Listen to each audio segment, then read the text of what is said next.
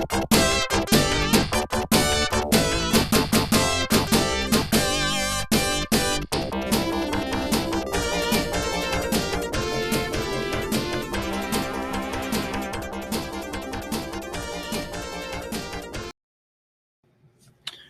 so here we are, first video for Unit 4, Linear Momentum for AP Physics C.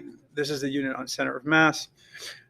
So whenever we talk about things and objects rotating, and especially if there's multiple objects in a system, we find what we call the center of mass. And a lot of times, or not a lot of times, it is the point at which things will rotate about, or that's the point that if I were to take everything in terms of mass and stick it at one point, it's going to be that particular point. And the interesting thing, or the cool thing about it, is that you can see here in the picture with the wrench that line, that center of mass, doesn't move, even though the wrench is spinning around that point, right? That line does not move. And it also holds true here with the diver, right? So it's in humans, it's right around the belly button area, okay? Whether she's jumping straight up and then down, or she's actually, doing a flip, right? It's always going to be that continual point. So if I were to take all of the mass and concentrate it to a single point, that's what we call the center of mass. We can calculate it, right? So if the particles are what we call evenly distributed, right? Or really if it's a system of particles versus an object, we find that the equation is going to be the x position of the center of mass is going to equal the sum of mi(xi), so the mass times position, over the sum of the masses, right? And sometimes you just replace it with a capital M there on the bottom. But I have this written, excuse me, most like we do for most of the equations. We write it specifically for the x direction, but this can be written for any direction. So you can write it, if I'm looking for the y component, right, it's just going to be sum of mi yi over the sum of mi. If I'm looking for the z component, if you're going past this class, it's going to be mi zi over the sum of mi, right? And so I can write it for any direction that I want. Now, how is this different than what you could have learned last year in AP Physics 1? Well, we're going to look at what we call extended objects, which would be something like the wrench. Okay, and that's where we're going to, so if you see this kind of phrase in here, extended object, right, that just means, it's a, what we call a rigid object, which means the mass is not distributed evenly. Okay, and that's where calculus is going to come into play. Oh, this should be evenly, not even period. And so the equation to find it with calculus is x sub cm is equal to 1 over m, the integral of x dm. Okay, capital M is what we call total mass. So that's our sum of mi. That's our total mass there. But then also this dm, notice that it has not, like, there's no x in it, right? Because it's going to be like this, where the m is, the mass is changing accordingly.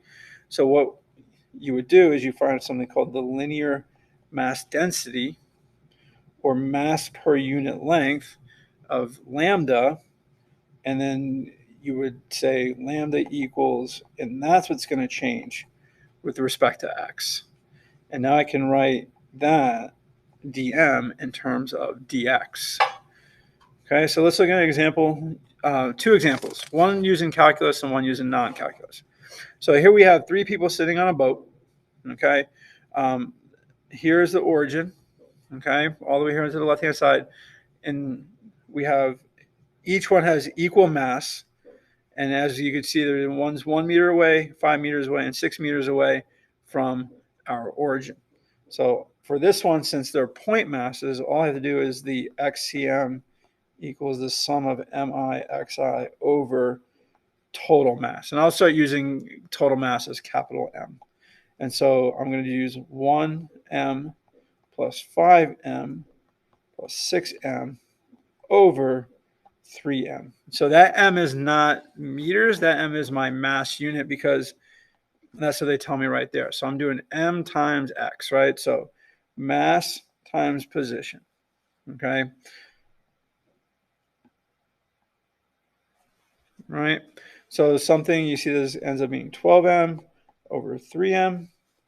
The m's cancel, and then we're just left with 12 divided by 3. So the center of mass is actually going to be at this location right here. And is it what we expected? Yes, because most of the mass is to the right of that point, right? Where least of the mass is further away from that point. So it should shift towards that side.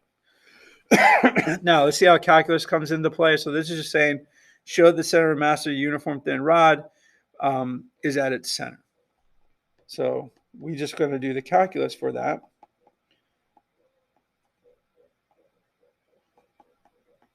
So here's our equation, right? So xcm is equal to 1 over m, the integral from 0 to L of x dm. But they tell me dm right here. Again, we talked about it on the information slide where dm is related to that mass, linear mass density. So it's going to be lambda, x lambda dx. But lambda is a constant, so I can pull that out. So it's lambda over m, integral from 0 to L of x dx. But remember, lambda is m over L. It's mass per unit length. So I'm going to m over L times m from 0 to L. Lots of L's, lots of m's running around in here, so that m cancels. So I have 1 over L, the integral from 0 to L of x dx. Now I can take my integral. So it's 1 over L. The integral of x is 1/2 x squared, or x squared over 2. Okay, and I'm going to integrate that from 0 to L, or evaluate that. And so it's going to be 1 over L times L squared over 2. And that L, one of those L's cancels that L. And so we say xcm, the center mass, is 1/2 times the length. So a uniform rod, the center mass is located at its center point. Okay? So from here on out, we're going to focus our efforts on momentum, impulse, collisions, and conservation of